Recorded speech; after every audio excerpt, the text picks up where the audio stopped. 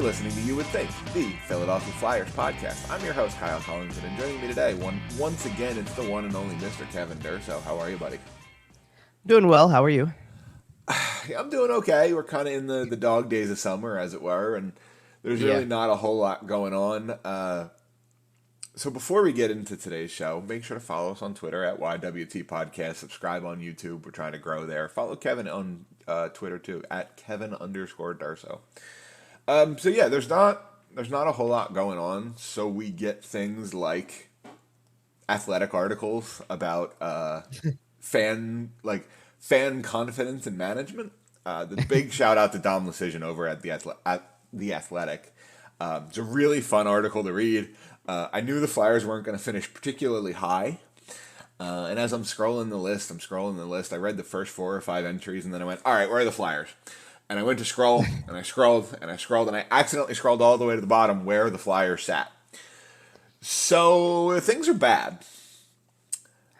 And I know you wrote a follow-up article about this on 97.3 The Fan, or 97.3.com. What's the website? Is it 97.3.com?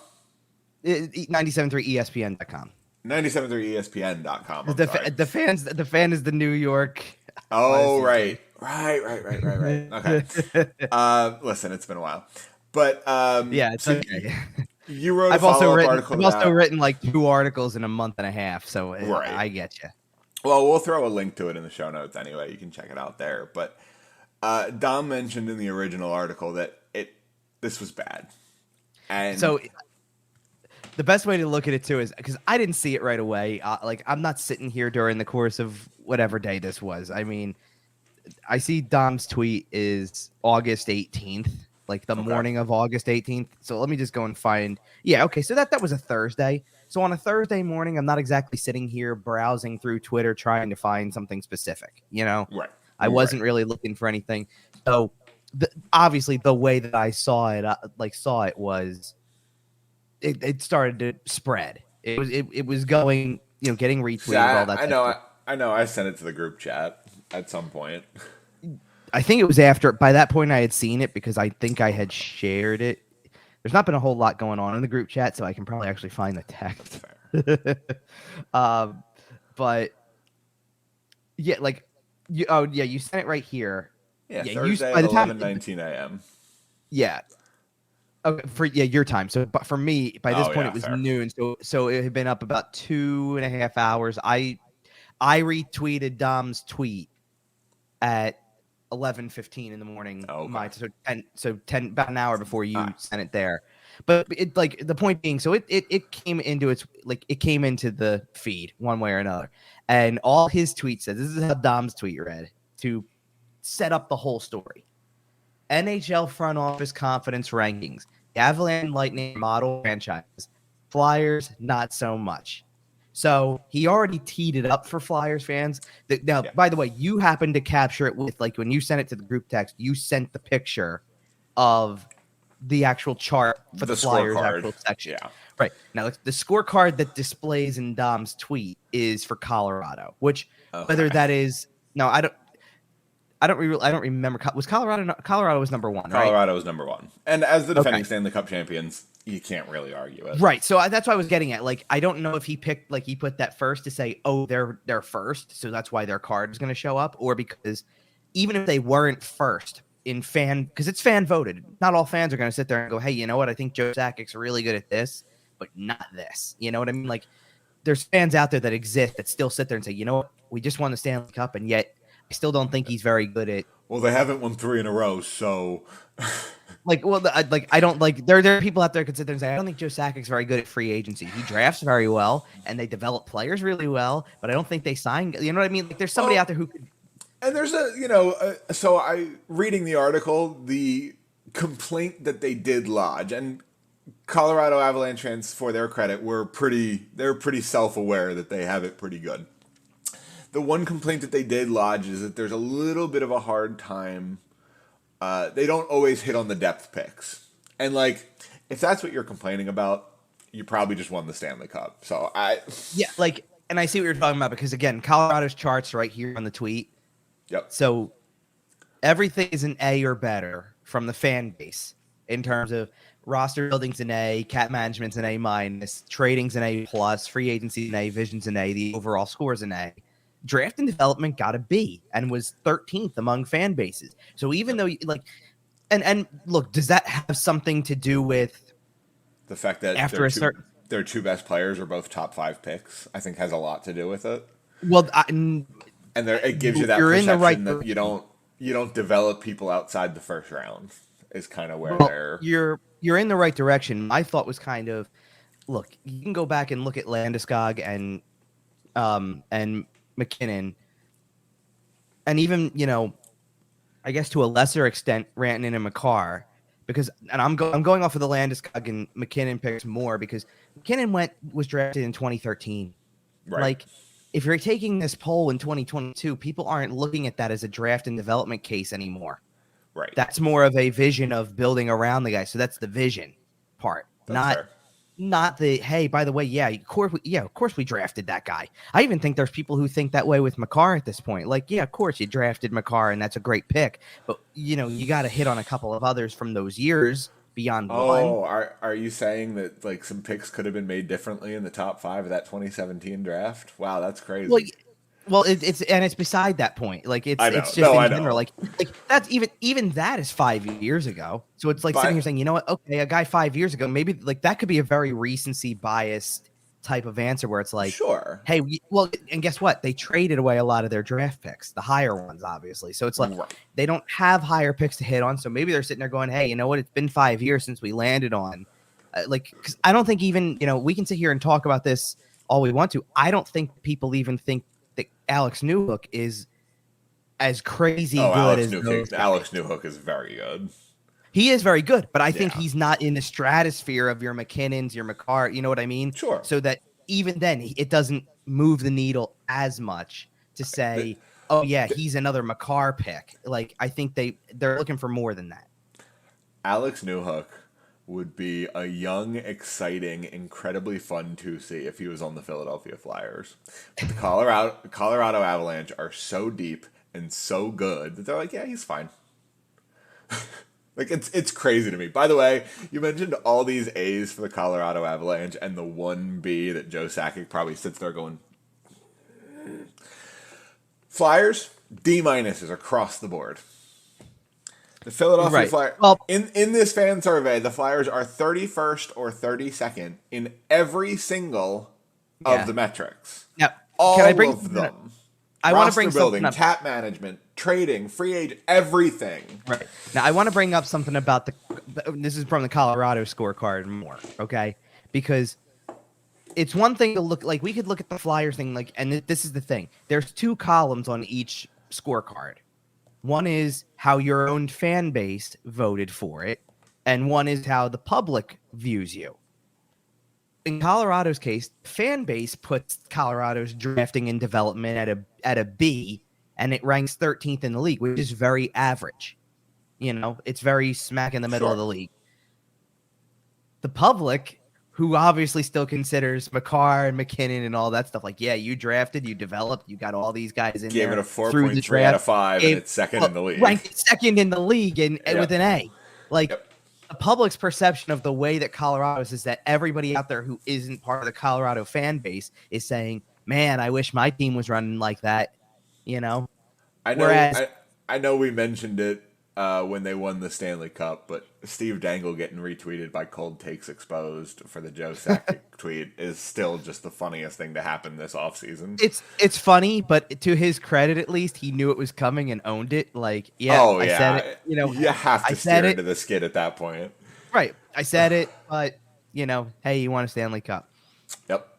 The thing about the Flyers scorecard is, yes, okay, you're right. D- is across the board. And here's the thing. 32nd in every category except for draft and development among the fan base, which is 31st. So it's not much higher, obviously. But naturally, after the type of offseason that they've had, the fan base is sitting here going, oh, yeah, this is as poor as it gets. They're voting them last this is for rock everything. Bottom. Right. But I filled out this survey, and I know I didn't give out a whole lot of stars. But the public's perception to also go D- across the board, to also put them 31st or 32nd in every category, tells you that this is not a coincidence, that this is not an overreaction by the fan base. Not even close.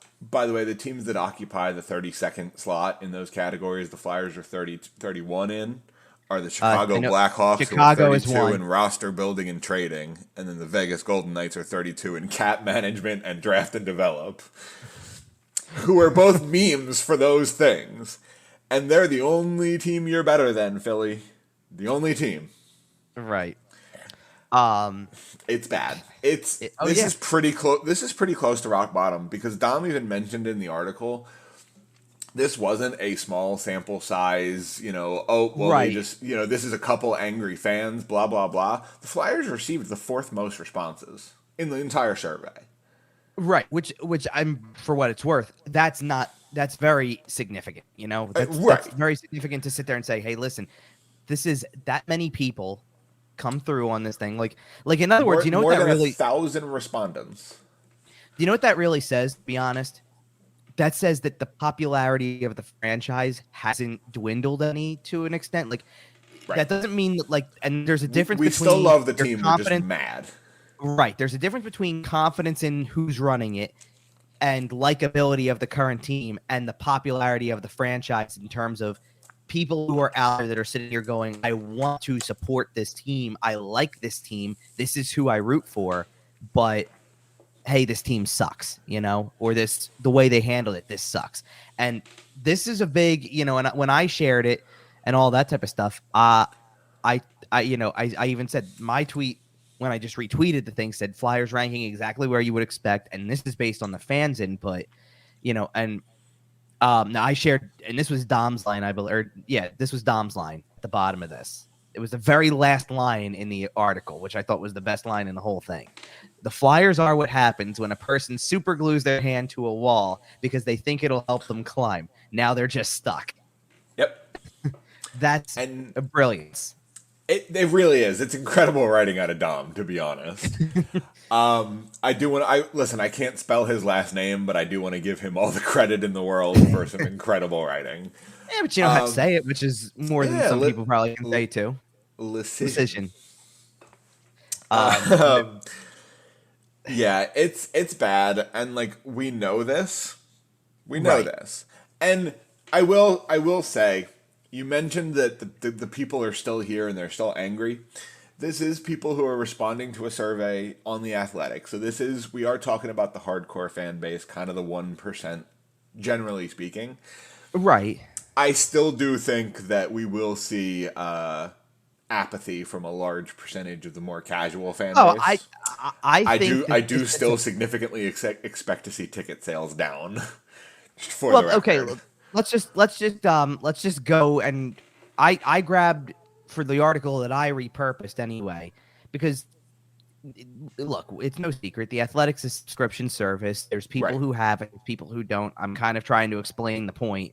To be honest, it was the first thing that I had come across that was worth writing about in a month. What, maybe? You didn't want to mention Linus Hogberg and Wade Allison? This was before that. Oh, okay. It is worth mentioning that they did both sign their RFA deals. Yeah. Not a whole lot to go into on them, to be quite honest. Well, there's not a lot because of the fact that, Wade Allison's a bigger piece. If he's healthy, then he's going to compete for a spot on the roster. And, beyond that, if he stays healthy, there's a lot of potential there. We've seen that before. Sure. It's just that's always going to, right now, that's always going to be the thing. Until he's out on the ice for 20 games in a row, then you can't say anything more than have. Right. You can't go there. You just can't. How do you evaluate a guy who doesn't stay on the ice for more than 20 games in a row? You don't. Right. Fair enough. And then Linus Hogberg is kind of just a guy. Here's the thing.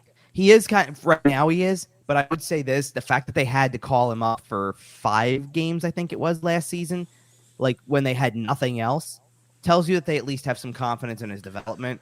I'm not sitting here saying I'm holding my breath that he's going to play for the Flyers this year, but it's it does mean that he's not just another prospect. Like that's the reason why 90% of the time when you have RFA signings like that this late in the offseason, it has nothing to do with the fact that like they fly under the radar because they're usually they're primary minor leaguers. And not to say that Hogberg isn't a primary minor leaguer this year. He is, but his name ends up on the radar a little more because he did play NHL games last year, as opposed to somebody who doesn't, like I feel like Isaac Ratcliffe re-signing flew under the radar more than that. Right. Sure. And look, it happened a long time ago. So let's just, who knows? But anyway, so some of the lines that I wrote that were responses from the fans, and these are actual quotes that the Athletic pulled to be part of this article. I submitted one. It didn't get picked, but I submitted one. No, but these are the ones that there was probably like 6 of them there, if we're being honest, but I pulled 3. Yeah, they definitely had. Dom definitely had some good ones to choose from. The Flyers are an embarrassment. To have their resources combined with such high-level incompetence and gross mismanagement is difficult for fans to watch. Here's the second one. I never thought it could get so bad so quickly. This team had a bright future just 2 years ago. That's all gone. I refuse to spend money on any Flyers-related purchases. And then finally, the team was one shot away from the Eastern Conference Finals in 2020. Yeah, really. Crazy. One win. Yeah, one win. Yeah, that's fair. Yeah, one shot implies it was in like an overtime game. Yeah, you're right. You're right. That's fair. And then this is the last one I pulled. I've never seen a front office be so delusional about the current state of the roster. There's no clear direction, and I don't see a way out anytime soon. So, what you're saying is exactly what I'm anticipating now. Not in terms of, like, you can have expectations for what we're going to see from the attendance and gate numbers and all that type of stuff.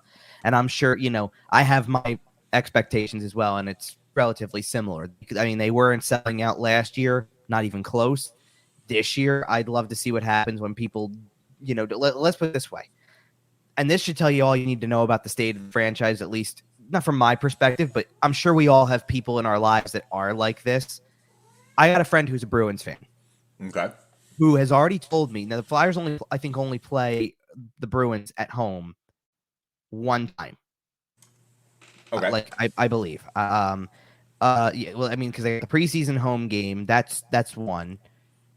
Road game in Boston on November 17th, road game in Boston on January 23rd, or January 16th, sorry, of 23, and then April 9th, 2023, which is in Philly.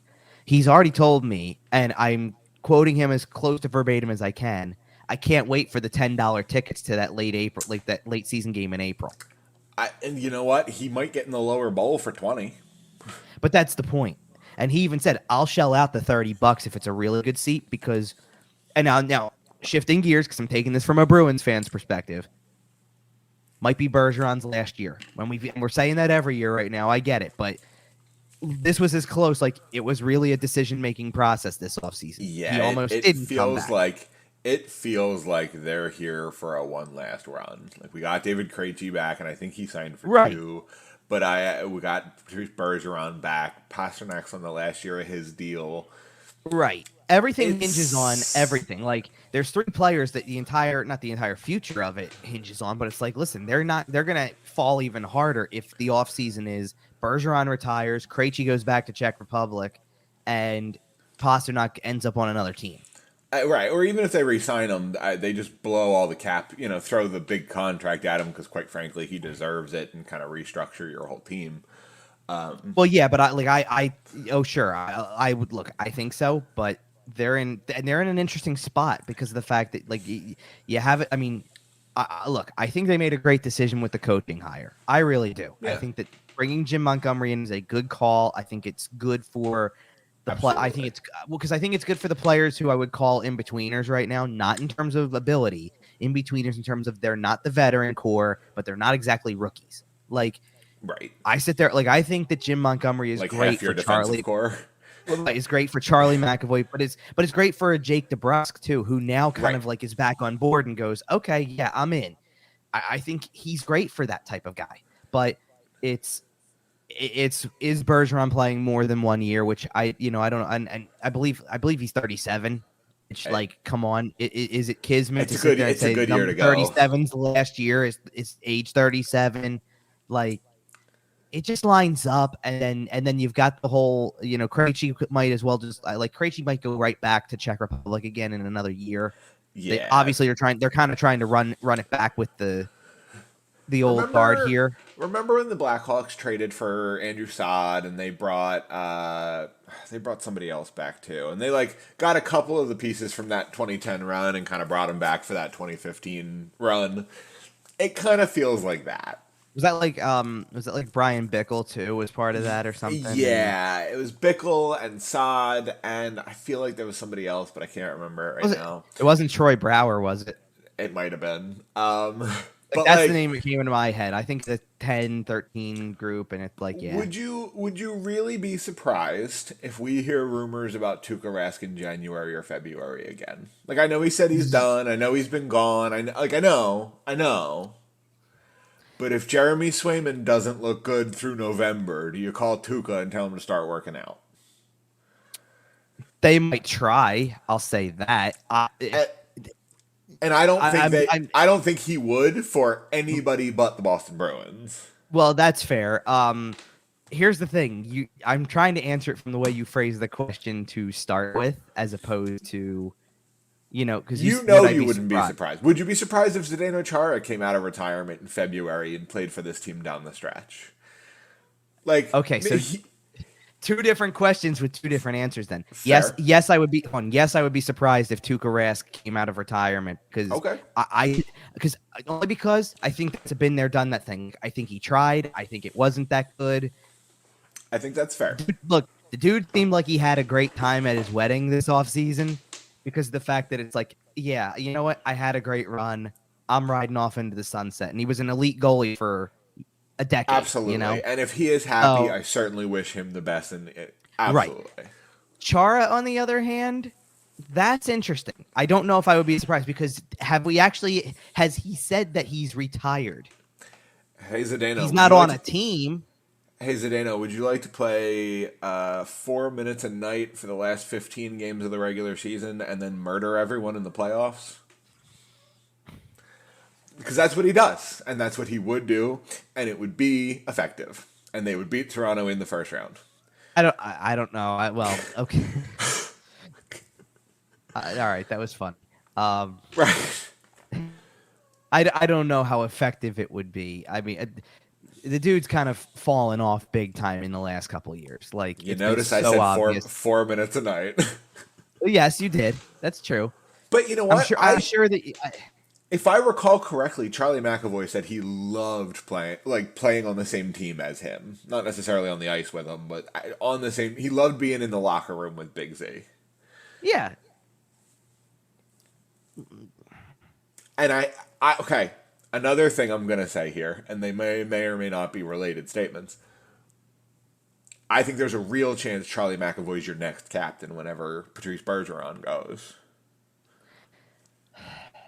I'm trying to think because I'm trying to piece through. Well, I think they're not going to give it to Krejci because he's gone. They won't give it to him for like a year or whatever. I don't think. I think it depends on who's left after this year. Like, and you're right. You're right about the Krejci thing. Like, I think Bergeron retires and Krejci goes back to Czech Republic and the whole thing that they brought back together this year. Right. It was tried for 1 year and it's over. I think that I'm sure that you have a bit of a point with McAvoy. I'm not saying that's outrageous. They love him. They do love him. No, they do. Him. I agree. And they should. If you sign Pasternak to a long-term deal, then I think it's an obvious choice. But and then guess what? I hate to tell you who the other obvious choice is, but he is the obvious choice because he's going to be the one that's left standing at the end of this whole thing. It's Marchand. Okay. No, it is. He's already an alternate. I think they would give it to Marchand before they give it to Pasternak. I agree with that. When I say the phrase Boston Bruins captain, do you picture Charlie McAvoy or do you picture David Pasternak? Probably McAvoy more, only because... Is Pasternak a better player? Yes. David Pasternak is a better hockey player than Charlie McAvoy. Don't get me wrong. I am not saying anything other than that. Right. And it doesn't have to be your best player, which is true. So, like, yeah. To me, Charlie McAvoy screams get the C, sign an 8-year extension, retire a Bruin. That's what they do. He's going to sign it whenever his deal is up. He's going to sign an 8-year extension at $3.5 million and just be a Bruin for life. Is it here's something to consider also, though. Is it fair to look at, and this is a state of the franchise thing, to be honest, that if Bergeron's captain now, when he retires, obviously that's then he's done with the captaincy. Krejci probably leaves and goes back and plays in Czech Republic if Bergeron goes. If he comes back, and then after they're putting it on him for 1 year. Yeah, I don't know about that. Yeah, I don't know about that either. But can you do you realize there's not much more than the 3 names we just gave out, though? I know you're very quickly past the 2013 and what happens? Cup team. And what happens? And what happens if Pasternak's? And what happens if Pasternak's not there? Then you're down to 2. He's only got 1 year left. Well, this year, I get right. it. That's what I'm saying. Like, there's a very real possibility he just goes to free agency. Right, but this year it's not a question. I agree. Like, it's a question next year if Bergeron doesn't come back after next season, and what happens? So either way, Boston Bruins could look dramatically different in 18 months. Yeah. Well, Well, what's funny? How many times have we said that though? It feels like we keep talking about that, and they just keep finding the boys back together. Well, yeah, because Don Sweeney keeps finding a way to run it back, in whatever way possible. Now, this year it's a little bit of an unconventional run back because half of his defensive core is out with injury. We know what that's like. Yeah, but their half has timetables. That's fair. But I do go back to this fan poll, and this is the first step. Like, as the fan base, this is the first way you've made your voices heard. Like, look, I already said earlier in the offseason when free agency hit, when they didn't sign Johnny Gaudreau, when they didn't, when it looked like they were positioning themselves to do that, by the way, that's why half of it comes down to it. I've said before that the whole thing wasn't about Gaudreau. It had nothing to do with the fact that Gaudreau ended up on another team. It had to do with the fact that it seemed like you were positioning yourself for something like that was bigger, and then you didn't do anything. And you ran it back, and all that type of stuff. And that day, I even said that's about as unified as I think I've seen Flyers Twitter. Yeah, like, it's not a typically unified group. I've watched people go back. I've watched already. We got people going back and forth over Nick Delorier. Come on, it's August. Find something better to do than argue all day about whether or not, Nick Delorier is an NHLer, isn't an NHLer, makes the team better. No, he doesn't. Whatever. Is an indictment on what Chuck Fletcher's done. No, he's serviceable in a 4th line role anyway, so it doesn't matter. Enough of the arguments. Just watch the damn games eventually. Right. But that day is the first part, and then this survey is the second part of the fans making their voices heard. And that's, does it amount to anything? Not really, because it does here. Hold on. It doesn't amount to anything right now because all this is kind of like being keyboard warriors. Right. You can put your tweets out. You can fill out this survey on a website. It doesn't matter as long as they get the bottom line. Now the bottom line's coming though. We're less than a month away from preseason games, which, to be fair, are always a little bit of sporadic attendance. There's not, we don't expect those to sell out. Right. But here's something interesting, and I had this thought the other day because this ties into the whole, and this is kind of a bigger, broader spectrum of Philadelphia sports, if you will, to try to go into this. Because I saw an article, and full disclosure, last weekend, I don't remember not what brought this about, but we were talking about an article, and I said, what was the date on it? It was tweeted out on the August 18th. That was last Thursday, right? So, okay, last Thursday, that comes out, and it's obvious where they stand and all that type of stuff. And at that point in time, I don't remember exactly when this came out, but Crossing Broad had an article that has nothing to do with the Flyers. Right. It had an article about how this was it was an opinion article Kevin Kincaid's the writer who writes a lot of their day-to-day stuff. That said something along the lines of opinion, this is the best summer in Philadelphia sports in a decade. Now, he's not referring to the bigger, broader spectrum of all of the sports. He's talking about the two teams that actually play during the summer months. That would be the Phillies and the Union. And the Union are the Union are elite level in the MLS, and 90% of the problem there is that most people don't follow soccer on that level. Right. And in terms of baseball, there's been a long-standing argument going on for about the better part of a month at this point, as the Phillies have been good enough to be a playoff team, about why is attendance the way it is, what's the factors that go into why attendance is the way it is, all that type of stuff. I'm reading this. Okay. I'm reading some of this article, and I'm sitting here, and I started to have this thought because I'm sitting here thinking, it's not just those two teams, though, because summer's winding down. And over the course of the summer, you get all these off-season events for the other sports. And sure seems like a lot of people are excited around here for football season, which kicks off in 2 weeks. Wait. Are you trying to tell me that Philadelphians are excited for Eagles football? They are, but I think that there's legitimacy to it. Like, you look at what they did and you go, okay, hey, they drafted really well. They made a big trade. They've improved in a lot of areas. There's real anticipation that the expectations are not just, hey, we're excited for another season. Let's see what happens. It's no. This team probably wins 10 games this year at least, and possibly wins a division. The expectations with basketball, the Sixers have an elite player in the league, and have other good complement players that should make them look. Playoffs aren't a question with that team, right? Like, it's not a question. And then they go and they add pieces, and it's like, okay, look at what they did. They're trying to keep up with the Joneses, and yeah, a lot of the teams in their conference are good, but they're trying to keep up. And the Flyers come into the picture, and you sit there and you go, now this is like, you've got two teams in the summer that are playing really well. I think I just saw a pop up on Twitter as I'm sitting here doing this. The Phillies are 22-8 in their last 30 games. Like, they're on a roll. The Union won 6-0 last night. Oof. And they've done it like 3 times this season, apparently. Like I don't watch soccer like that, but I know that every time I see it pop up on Twitter that the Union won a game 6 or 7-0, like, that's impressive. This is soccer we're talking about, right? The sport where I see nothing draws on a regular basis, right? This isn't a baseball game, right? 6-0. I mean, funny that you say it that way, because last night the Phillies won 4-0 or 6-0 too. So it's funny.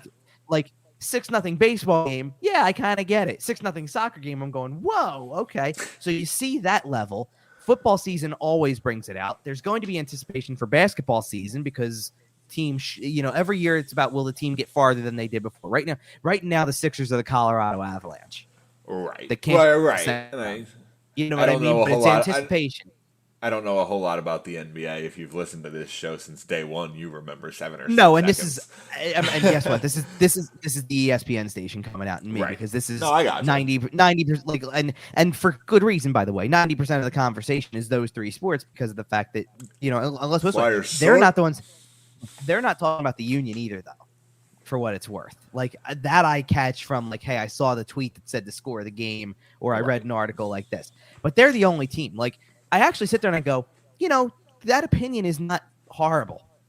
Best sports decade, like sports summer in a decade in Philly sports? Yeah, quite possibly, because the Phillies are good. The Union are really good. Apparently, the key there is just people who say, I'm not watching soccer because it's soccer, unfortunately. And you're always going to have that crowd. But and then there's heavy anticipation for football, not just because it's football, but because, like, there's anticipation for football because they should be good, not just, it's like, there comes a point in time more than just the normal Eagles excitement. Well, because there comes a point in time where the sports overlap, where you sit there and you go, you know what? I think I'm going to be invested in both. You know what I mean? Like how many years for the Phillies has it been? Oh yeah, by the way, we get to the end of August, and all right, football's getting started. All right, they're not making the real sports are starting now. Football's getting started. Let's go see if they make the Eagles make the playoffs, right? Oh, September Phillies games, when they're bad, are fantastic, because you're getting in cheap. Yeah, I hear it, but it's so that's part of what I'm saying is to me, that's not a horrible it's not a horrible opinion, because I don't think it just expands to the teams that are actively playing. I think it speaks to the anticipation of what's to come in the fall with football and basketball, and hockey's we're coming here. Right. It is like every other team in the city has done something to get themselves more on the radar, whether it's good, whether it's the real end all be all of getting yourself on the radar, which is playing well, or doing something that positions you to be a team where everybody thinks you're going to be good. Those are the only two things you can do, is either actually go out there and play well and therefore put yourself on the radar, or don't do that and set yourself up for, or not don't do that, but set yourself up for it. Like, hey, right, the anticipation's there because we're supposed to be good. This is, at least give us trust the process. How am I supposed to trust nothing? Because you did nothing. But that's exactly it, and at this point in time, the bigger anticipation is, are they going to get to a certain point where by the end of the calendar year, there's a front office overhaul? Like, that's really what the anticipation is. And that's the thing. You can't hold your breath on that, because that's not your call. You can anticipate, you want to go into a season with anticipation of, at this point in time, what are people anticipating? And this is a good transition to some around the league stuff. What are people anticipating? A number 1 overall draft pick. Exactly. But that's not even a guarantee, and you got to play out the whole year. Like, you're anticipating that they'll be that bad to get that pick, and then you still have to get lucky. Right. Because you only end up with a 13% chance at the top pick or something like that. It might be 20, 25. 20, I think. Yeah, I thought it was 20. Yeah, but I know they tweaked the odds a couple years ago, and I didn't remember what they did with it. But. Yeah, because it went down to 20 from 25. Oh, okay. You used to have a 1 in 4 chance that if you were the worst team in the league, you'd get that pick. Right. Now it's look, it's 1 in 5, and I get that, but it still doesn't make it any better. There's still always, there's still an 80% chance that you don't get it. Well, yeah, but they had to do something to combat just the heinous things teams did in the McEichel year. Like, the Buffalo Sabres were an embarrassment to the league in that year. It was awful. They downgraded everybody, and then they sold off their downgrades. They were playing with an ECHL team. Yeah. But okay, that's the anticipation thing. There's no anticipation otherwise other than how bad it'll be. And to me, the anticipation is showing up and being able to tell you, and that's why, like I said, it's unfortunate. I guess I'll say it on here. I haven't really put it out there yet publicly, but I'm not going to be in attendance for the season opener for the first couple games. Unfortunately, at the same weekend as the season gets underway, I'm going to be in California for a wedding. Right. So I'm going to miss home opener, season opener type stuff. But I'll be curious as October rolls on. And to be honest, maybe the best thing that's going to happen too is those first 2 games are the first 2 games, and then they go on a little road trip, and you're 5 games in, and they play on the road a lot in the first month. Good test. Which means that there's time. There's time for people to kind of sit back and go, you know what? Maybe I'm not going to that game in November, and then that's what I'm waiting for. I'm waiting to see what kind of numbers we're getting from your, I don't know. I'll pull it out because we were actually talking about it off air before we started. Yeah. A Thursday night game against Florida in October, or we might need to go a little further than that because it's still early, but early in the season, the prices there'll still be that excitement. It's a new season, Okay, fine. A Monday night in November against Calgary. Okay. We'll talk about Calgary in just a second. Well, we will, but okay, but picture if you will, Calgary without the local tie-in now. Yep. You know what I mean? Now that's a much harder sell. 1,000 people from South Jersey aren't coming to watch the Calgary Flames play anymore. Let's say at very minimum, you're selling 40 tickets to the Johnny Gaudreau section. Now don't get me wrong. When Columbus comes to town right before Christmas, that'll be a fun one.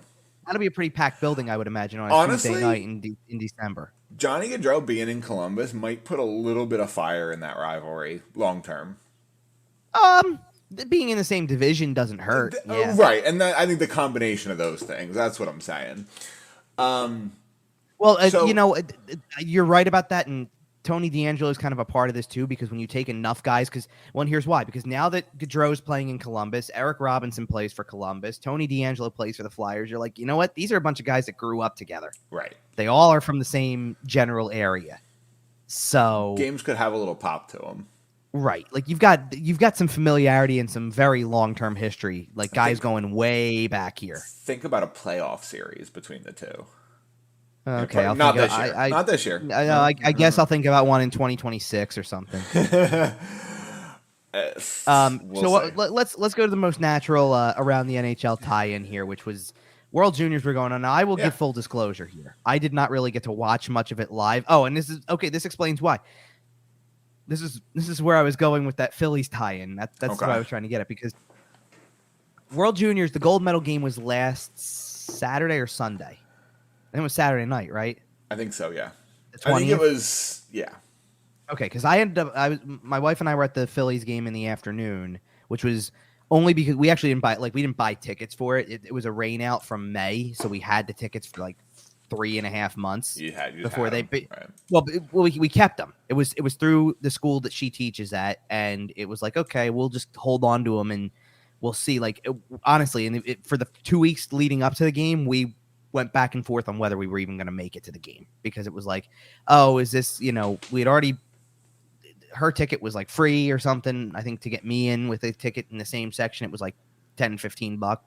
And it was like, if we're out $10-15 from May because something changed in August, I'm not going to freak out. Right. Yeah, I'm not going to freak out about it. We ended up going though. And then I ended up out with a couple of friends later in the evening. So I wasn't even thinking of World Juniors. It kind of didn't cross my mind. I'm still in the moving process. It's not really a big deal kind of thing. And I don't even remember if I came home to it or if I woke up the next morning and finally saw this, but Mason McTavish became a star overnight. Yep. Well, not overnight, because he was the MVP of the tournament. All right, he did lead the tournament. He did lead the tournament in scoring, so I don't want to just downplay that, like, oh yeah, he became a star because of one play. But that might be the greatest goal line save I think I've ever seen in my life. Incredible. We're talking. It's going in. It's halfway into the net practically, and he bats it out of midair. We're talking. You're playing stick hockey with your boys, and it's World Junior gold medal game. Makes the big save. Comes down the other end. Like, it's full blown driveway hockey stuff, and it's awesome to say. It is awesome to say. Yeah, it was great. So, yeah, you have that Kent Johnson, who I've brought up before on the show, who's got a very bright future as well. The name of a 60-year-old man, but that's okay. It is, yet it's a hockey name through and through. Oh, yeah. But I expect him to have a big bushy mustache by the time he's 25. Yeah, well, they do that November, no shave November. So, but he's like 19. Can he grow one? I mean, in the future. I'm talking about when he's like 24, 25, and fair enough. I'm just saying, like, you're trying to picture it, and it's like you'll get it at some point. That's fair. At some point, he will. Yeah, that's fair. Because funny that you bring this. Somehow or other, they all this connects in some crazy way. He's a Columbus prospect. Okay. So, we'll be seeing a lot of them. I can't wait to see what that team looks like, because up the middle, they're going to have such good depth for the next decade potentially, because between him and Cole Sillinger, man, what a pairing those two could be down the line. And like, that's why I think I said this when Gaudreau signed there. It was like, man, Gaudreau, Voracek, and one of them.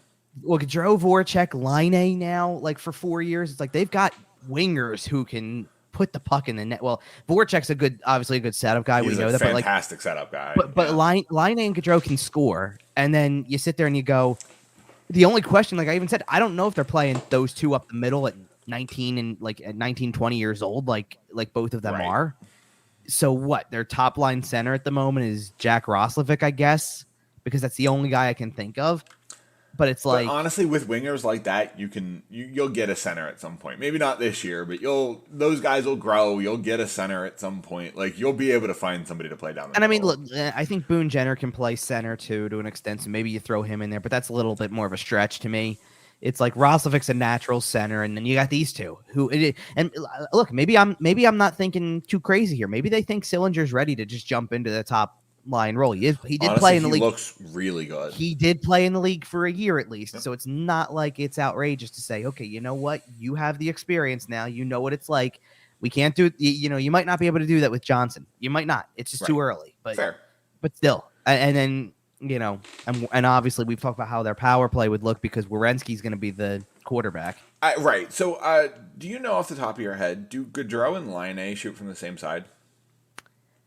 Let me think. I think they do. Because all I want is to put them on opposite walls. Or wait. They might not. Hold on. I'm sorry. I might be I'm thinking of Gaudreau because Gaudreau's smaller. Hi, Columbus. You're welcome. Put them on opposite walls. Put Jake Voracek at the point. Make Zach Werenski your net front man. For power play. Oh my god. Oh yeah. Make Zach Werenski your center, your front man, your net front man, and then have your center do whatever. They are different shooting sides. For some reason give in my head, it to me. For some reason in my head, Gaudreau's build. I'm strictly his build here because the 5'9", 165 kind of build. Like I start to think Danny Briere here with that type of stuff because that's the natural for Philadelphia anyway. That's the natural smaller guy that we tend to think of. Briere was a right-handed shot. Okay. And so I naturally kind of put it. Gaudreau's a lefty. Right? Well, here's the thing. Briere was a right-handed shot. Claude Giroux, right-handed shot, built like that, built bigger, but he's definitely mostly, but mostly built the same, or at least it felt. You know what it was? Giroux was playing center all those years, and then Briere was a center, and it was like, okay, you had a bunch of right-handed centermen. It was like they were all right-handed centermen, and it was normally a left-handed dominant position. I think that I have to check something really quick. No, he's not. Okay. I was going to say Morgan Frost is a lefty, and that's another guy who's kind of built on the smaller side like that. But either way, Gaudreau, that Columbus yes, you got that. You've got that right. Gaudreau is a lefty. Line as a righty. Who do you cover on that power play? Yeah, like Voracek's your top of the. He's up at the top of the zone. You have Gaudreau and Line on their strong side walls. Who are you covering? Jake Voracek gets the puck. Which winger do you go cover? You only have 4 people. Hello? You what you do is you play a very aggressive zone style almost. You play a very aggressive box and hope for the best. The correct answer is you put pressure on Jake Voracek at the blue line and get him to cough the puck up because he loves doing that. Well, to an extent, yes, but like I'm saying, it's both of them. To be honest, that doesn't mean This is not a knock on anybody on Columbus, by the way. Otherwise, you do it to both guys who are going to probably play there, which is Voracek and Werenski. You try to pressure. You try to pressure from the back there, and look if they ultimately get it into a spot where Laine's winding up for a shot from that left circle. Or you got Gaudreau on the opposite side, waiting for a backdoor play or something. How many times are they going to look like they're setting up that big one-timer, but the guy just slap passes it across to the other guy? Yeah, really. Oh, come on. Who goes net front on this? I would park Zach Werenski there, but I think Werenski's going to need to be. Werenski's a good skater, so I think you need him in the back. Then it's probably Voracek, and his responsibility is going to be scooping up rebounds and finding the open man. See, I don't think so. I think Voracek, you need to be able to move the puck around from the outside. But you don't have the center to get in there and do that. Jack Roslovic can't do that. Cylinder's probably too small. Cylinder's 6'2", 203. Is he that big? I thought he was smaller than that. Okay, Cole Cylinder can do that. Never mind. Cole Cylinder can do that. Problem solved. Great power play. Congratulations. The funny part is, truthfully, if Line didn't have the shot that he has, which we all know about, it's him. Probably 6'5", 216. And he probably will be in there when it's on that side, but they're probably just going to play an aggressive pinch. You know what? Hold on. He can just pinch down below the circle, no problem. And Cylinder is 6'2", 203, and that's not a bad pick, obviously. Right. Boone Jenner is 6'2", 205 also, and Jenner does do really well with the tip drill. Yeah, but how are his face-offs? You need somebody winning face-offs on the power play. Yeah, well, and you're looking at Line, Gaudreau, and Voracek who can't, so... Unless you're doing a face-off specialist, but you don't want to be doing that on the power play.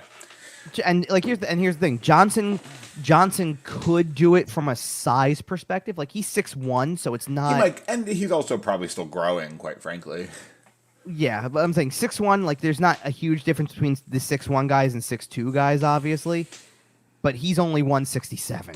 So I don't think you're putting him net front to be roughed up. But we have now broken down Boston and Columbus. Well, hold on, and I do want to bring up one more thing with the World Junior thoughts, and then we'll shift to some of the free agents and wrap up, because the obvious headliner, or to me anyway, the guy who got the most press, even in a World Junior Championships with McTavish playing the way that he was, and there were others, because Ken Johnson scoring a golden goal and all that type of stuff. Even with all of that going on, the guy who seemed to get the most press was Connor Bedard, as expected, and he didn't disappoint. Correct. Like this kid has the it factor. No stage looks too big to him. He's in the OHL? I'm pulling up his stuff now. WHL. Okay. The WHL. Regina. Are they expected to run a full season? Like I believe so at this point, right? Well, yeah, because last season they did, because last season he played 62 games with them. Was an alternate for them. Okay. 51 goals, 100 points in the 62 games. So he was 11 goals short of goal per game. I don't know what the WHL records are for the modern era, post-lockout, last 20 years, whatever you want to call it. But I think they should be nervous. I think those records should be concerned, because I think this man is coming out with something to prove. Well, here's the thing. Okay, so he ends up he's played around a little bit to try to make and obviously he's another prospect that like your Shane Wrights, like these guys who've been drafted in the last 2-3 drafts at this point, had their entire worlds turned upside down when everything shut down. Right. Like, and for that development years, and for them longer than the professionals. Like, they're missing entire years here. Now, the funny part in Bedard's case is Bedard didn't lose any time from a Canadian juniors perspective, right? Because he wasn't in Canadian juniors yet. He was playing in a Canadian prep school, right, leading into that year, of which, by the way, you're an under 18. Basically, it's like playing, I guess this would be the equivalent of Canadian high school hockey, if you will. Level, right. Like, because he's playing for a prep school. 43 goals and 84 points in 36 games. Is that good? Now, he's at that given point in time, this is 2019, 2020. So he's 15, 16, he's 14 or 15 years old doing that in an under 18 league. He's 17. Yeah. He's 17 now. So let's go 2020, 21 for a minute, where even going over to play in, and I guess these are junior teams, if you will, that are in the Swedish leagues. They're under 18 and then under 20 junior teams, which even then, he, for the first time, because in these prep schools, they don't track his plus minus. So he was a -3 in the under 20, in the junior 20 league. Which, all right, it's 20-year-olds. He was, at this point in time, he's still a 15, 16-year-old kid playing with 20-year-olds at least, or 19, 20-year-olds. So he's a -3, but he still had 2 goals, 2 assists for 4 points in 4 games at that level. Comes back to start his actual junior playing career, where in 15 games with Regina in his first year, 12 goals, 28 points in 15 games. First year against this level competition.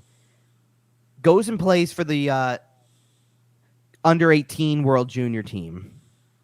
7 games, 7 goals, 14 points. So you can't get much more round number than that. A goal and 2 points per game. No, it's clean. That's nice and clean. Yeah.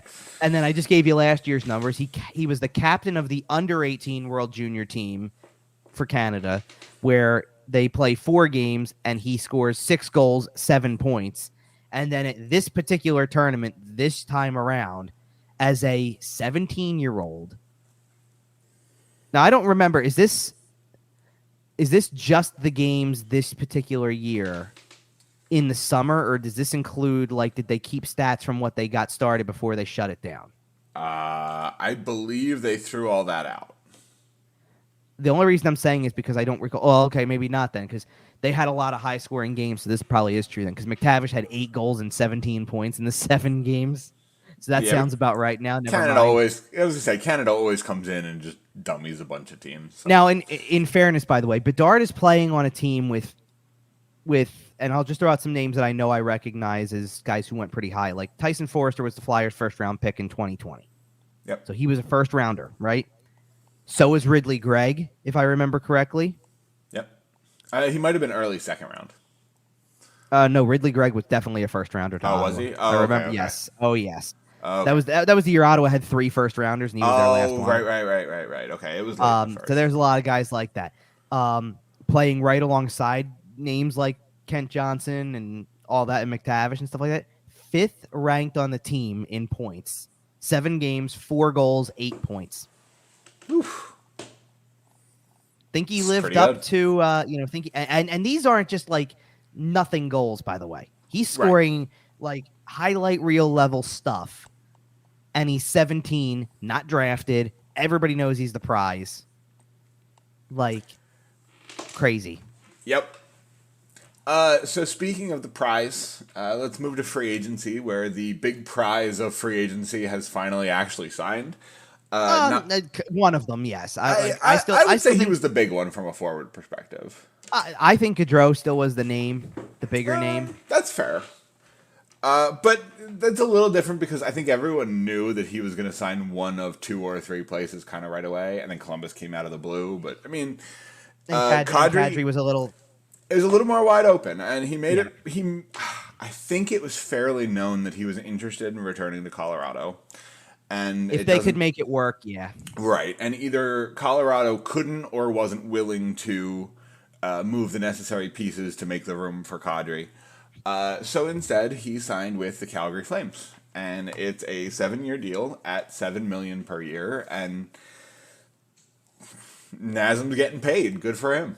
And now all of a sudden, a GM who lost Johnny Gaudreau and Matthew Tkachuk, with no leverage in either situation, somehow managed to create a better team going into next season. Yeah. Hey, Chuck. If Brad Treliving ever calls you and you answer the phone, you're fired. He's a better GM than you. Don't talk to him. I can't say enough about the job that he's done this offseason. Because this is the classic getting handed lemons and finding a way to make lemonade. Like Brad Treliving gets the. Here's the thing. I think that we were all kind of resigned to the fact that Gaudreau was more likely to leave. Always, right? Sure. Like because we knew he wanted to come home. Right. We knew that the East Coast thing was very real. We knew that the Flyers were a team that was on his radar personally. We knew that probably meant that by proxy you could throw the Devils and maybe like a Washington or one of the New York teams on the radar. Columbus came in there and it made sense. It like in the long run, a Metropolitan Division team made sense for what his intentions were. For what he wants. As wanting to go to the East Coast. Which made me think, personally, I'm like, okay, if that's the case, then make it, not make it, but it's like, then, okay, the focus has to be on Tkachuk. It just has to. Like, if you're pretty well resigned to the fact that you're going to lose one of them, then you're going to probably do everything in your power to keep the other one. Right. And the thing that I didn't really anticipate, and maybe I don't want to say maybe they didn't, but like it was partially I think I always thought they would work it out. I wasn't anticipating, and I don't think they were either, how strong-armed the Tkachuks were going to be about the whole situation. Right. Like, I think that there was going to be, it was going to be a very big negotiation. I think we all knew that. He's obviously a very talented player and who was going to be deserving of whatever he got. For the record, not giving Matthew Tkachuk a single ounce of grief for using the leverage he had. Right. But I think Calgary was expecting, hey, Matthew Tkachuk likes it here. We'll be able to work with him. We'll be able to get a deal done. And I think once Johnny Gaudreau left, Matt went, yeah, let's go to Florida. Let's not pay Canadian tax on my next contract. Let's go to a state with no income tax. Like, I honestly think that's what happened. I think he leveraged it. And the fact that you flipped for Huberdeau and Weegar, and then you extended them both. Did they both get extensions or just one? I thought Weegar didn't get extended. Okay, I'm sorry. I thought he did. You have extended at least Huberdeau, who, quite frankly, was the better piece of the two, the bigger part of the trade. And yeah, Weegar's only under contract for next year, but okay, you're right. Your point still stands. Right. You extended the guy who finished second in league scoring last year, right? And yeah, right. Sure, you lost the guy who was sixth in league scoring, and that hurts. That hurts. I'm not going to lie to you, Flames fans. Matthew Tkachuk saying, "Hey, bite me, send me to Florida," that hurts, and I'm sorry for you. But you got Jonathan Huberdeau, who again finished second in league scoring last year. You got Mackenzie Weegar, who is a very solid defenseman. Who else? Didn't they sign somebody else too? I know they signed obviously Nazem Kadri, who's going to be an incredible asset in the playoffs and in the Battle of Alberta, and just on a day-to-day basis, they're a problem. The Calgary Flames are going to be a problem in the West.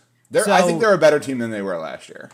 So here's what it is for me, because first of all, and again, if you're resigned to the fact that Gaudreau is going to leave all along potentially, and listen, they gave him every opportunity to stay if he wanted to, and they tried, and they probably offered him more, I shouldn't say probably, they definitely offered him more money than he got. Yes, like he took less money to get closer to home. That's no secret anymore. We know that, right? First of all, you can do a lot worse in your replacement efforts for just that player than ending up with the guy who was tied with him in points for the second highest in the league. Right. You can do a lot worse to start with. Now, of course, you don't anticipate getting the second highest, the other guy tied with him second highest in points in the league last season by having to trade away another player who ranked in the top 10 in points, because he's also sitting here saying, yeah, no thanks. I'm going to go somewhere else too. Find a way to trade me. I can remember going back when, probably still during the playoffs, it was maybe right around the time that Calgary got eliminated from the playoffs. And we still had, at that point, a month left in the season, like a month left in the playoffs, because Edmonton moves on to the conference final, all that stuff. And I remember sitting there talking about how it's going to be a really interesting offseason because they have to consider both of these guys. And yeah, Gaudreau sounds like he may be headed somewhere else. And at the time, we were all talking about, could it be Philly? You know, it sure seems because everybody felt like that was the answer, right? It's because he literally. Don't get mad about that. We're trying to get close to wrapping the show here. I'm not going into that again.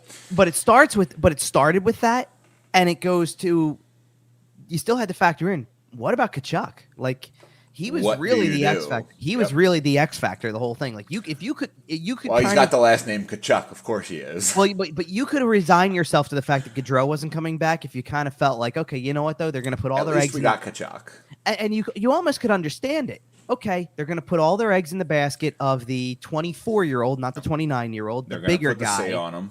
Well, but the bigger player. Yep. So he plays bigger. He's more physical. Matthew Tkachuk's a fun player. Right. So, like, at the end of the day, I don't think people would have argued, okay, listen, whether you like it or not, like, the thing that's going to not really endear Gaudreau to Calgary fans anymore is that they had the money on the table for him, and he said no. Ultimately. Fair. That's the thing. If they would have, as a team, said, listen, we can only focus on one guy, and we're focusing on the 24-year-old, so Gaudreau's going to walk because we can't pay him what he wants, I don't think people would have looked at it and said, well, Johnny, that's your fault.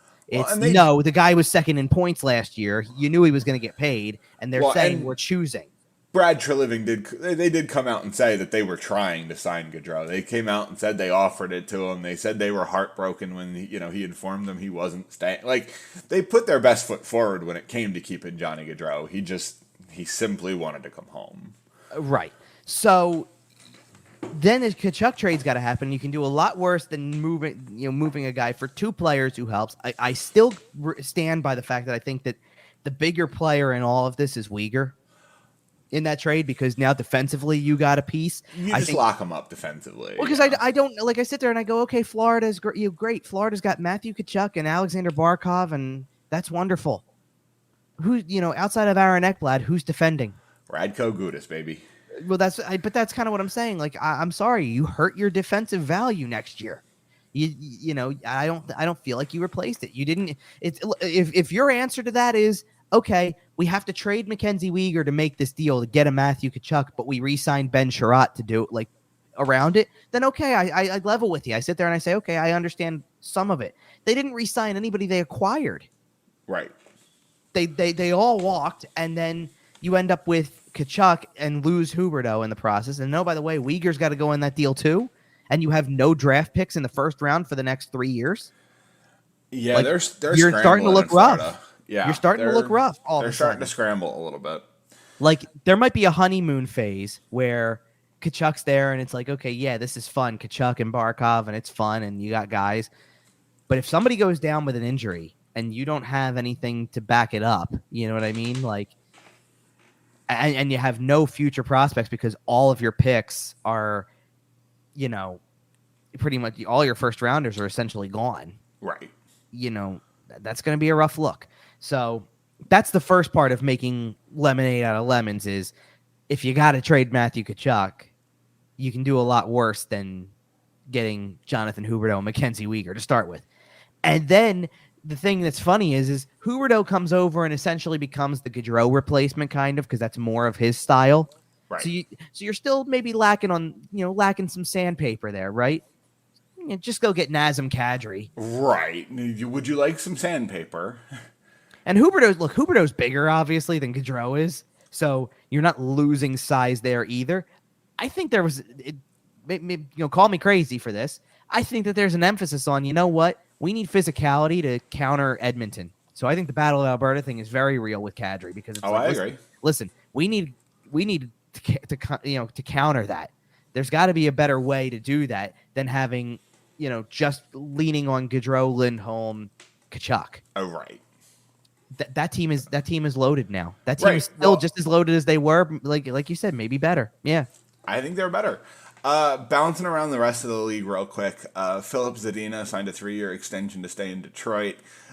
Phil Myers signed a very weird extension with the Tampa Bay Lightning. I heard something about this. I didn't get the numbers, but I did. He's got one more year left on his current deal, the third year of the Chuck Fletcher deal at $2.55 million. He signed a 1-year extension, which doesn't kick in until next season, at 1.4. Huh. Now he's 26, so I have a feeling it has to do with RFA, UFA. They're kind of bridging that gap and getting him to UFA before they talk to him. I can tell you. Okay, so what exactly are you questioning with this that makes it unusual? Is it the why are you signing? Yeah, why are you signing a deal a year in advance that sees you taking a $1 million pay cut? Because of who it is. That's why. Right. But, you get what I'm saying. It's a very weird extension. It is a bit of a weird extension. I'm not saying it's not, but to me, that's Tampa talking. That's fair. Hey, listen, do you want to be this is Brian Elliott, too, right? Like, this is, hey, do you want to be part of something where you have a shot to win a Stanley Cup somewhere here? Do you want to maybe get a ring? Right. Do you want to maybe win a Stanley Cup? Speaking of guys you got to take a little bit of less money, but Speaking of guys who may get a Stanley Cup, Paul Stastny signs a 1-year deal in Carolina. That was, by the way, brilliant deal. Brilliant deal. For all involved. Okay, if Brad Treliving had a great offseason, making up for the fact that you lose 2 All-Stars in the process and somehow fill out your roster, and we can sit here and talk about because I would say so. Who had the best offseasons to this point? Because Treliving obviously had a good one. Jarmo Kekalainen had a really good offseason with Gaudreau and finding a way to extend Laine and do it all in, all that type of stuff. Yep. I'd say Don Waddell had a pretty good offseason too, didn't he? Yep.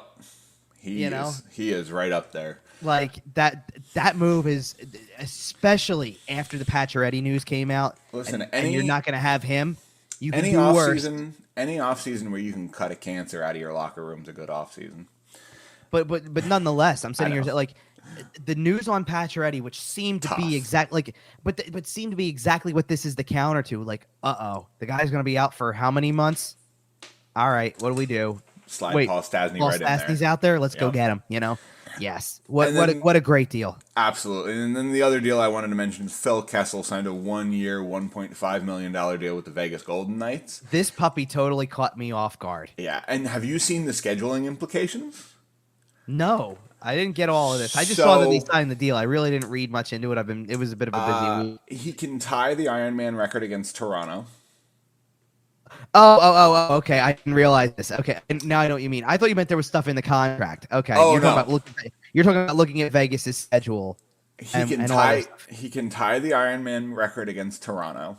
He can break it the next night or 2 nights later. He can play his. What game is that? He can play his 1,000th game. He's at. I think it's like 20-ish games to that first. So it's the game in Toronto in November we're talking about, I guess, because they start in. Believe so, yeah. Because I think Vegas starts their regular season on the 11th, so they start like a couple days earlier than the Flyers do. Because their first game is on the road in LA, I believe, for the regular season. Let me look this up real quick because I don't want to. So you're talking about because I already see there's that's 6 right there, 9, 10. They have 10 games in October alone, which is a lot. And then I guess, so what is that? That's 14 games in that he could tie it, I guess, against Toronto. So his 1,000th game, his 1,000th game come in Pittsburgh? No, he's at 982 right now, so he's 7 shy. Oh, does that line up with Arizona then? Yeah. So he can tie the record against Toronto in that home game, that first home game. Oh, really? So that quickly? So he's 7 away from tying the Ironman record.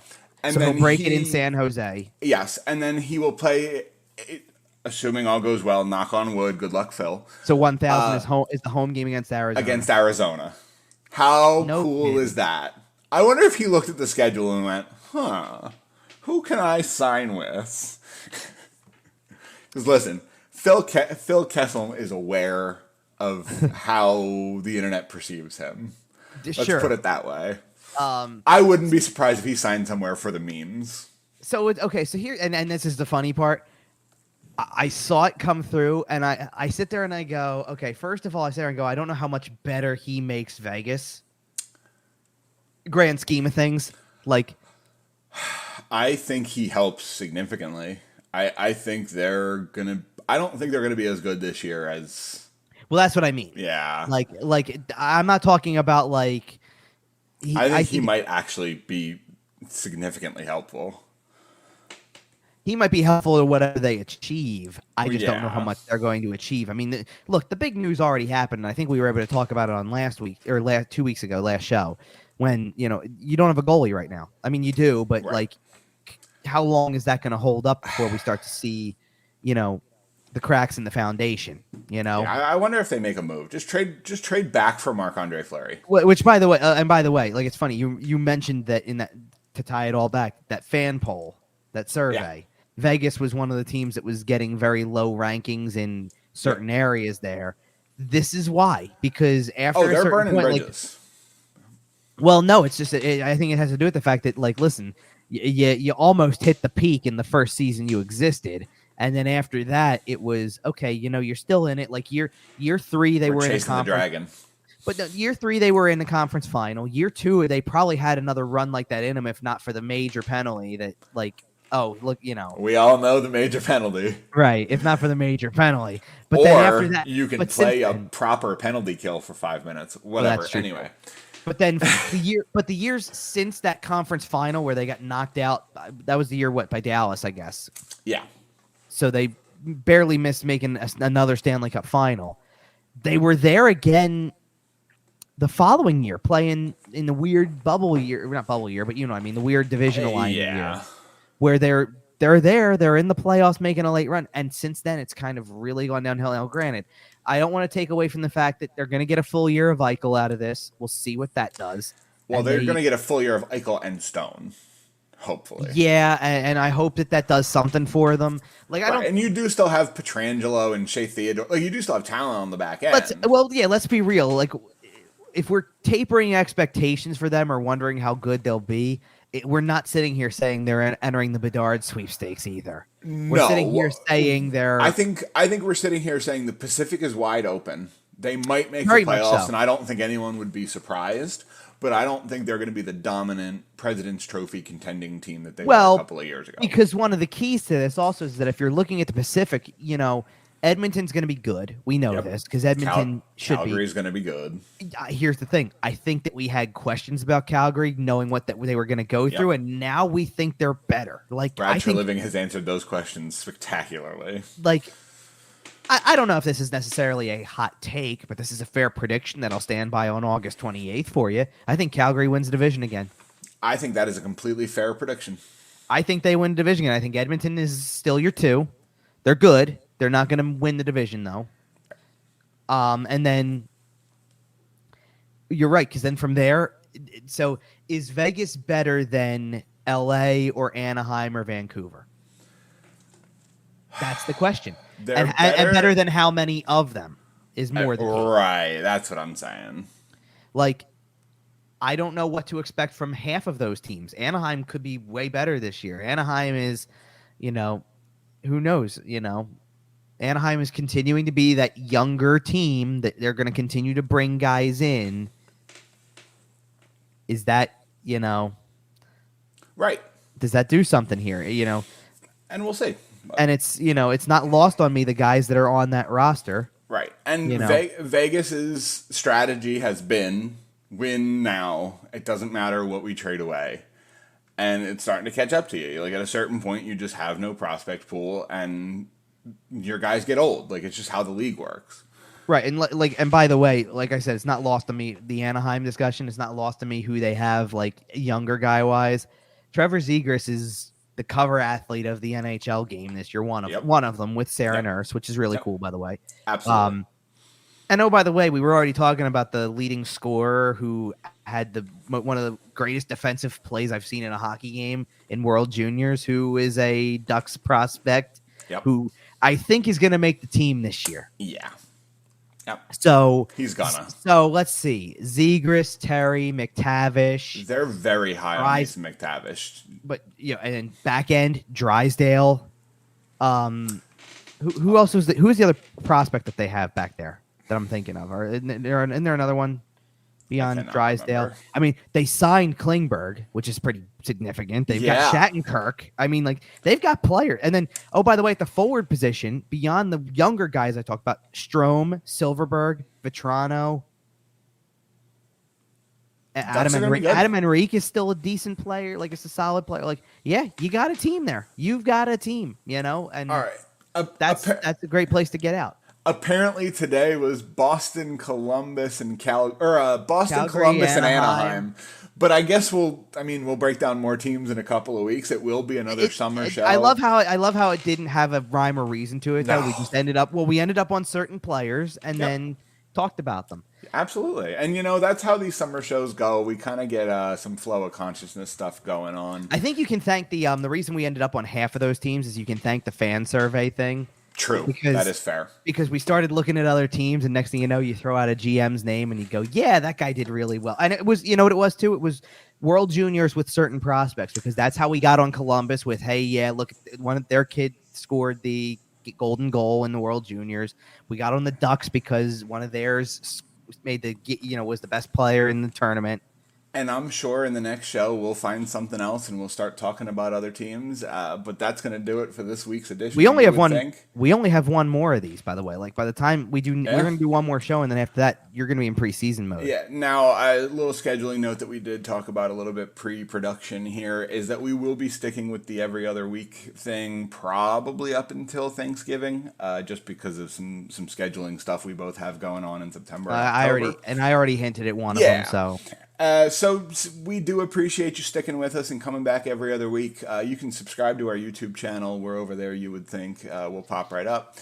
Follow us on Twitter at YWT Podcast. Follow Kevin at Kevin_Durso. You can find the show everywhere you find your podcasts. Facebook, Instagram, Podbean, iTunes, Google Podcasts, SportsTalkPhilly.com. We're all over the place. So that's about going to do it for us today. We'll be back in a couple of weeks, and I have no idea what we're going to talk about. So until then, we'll see you.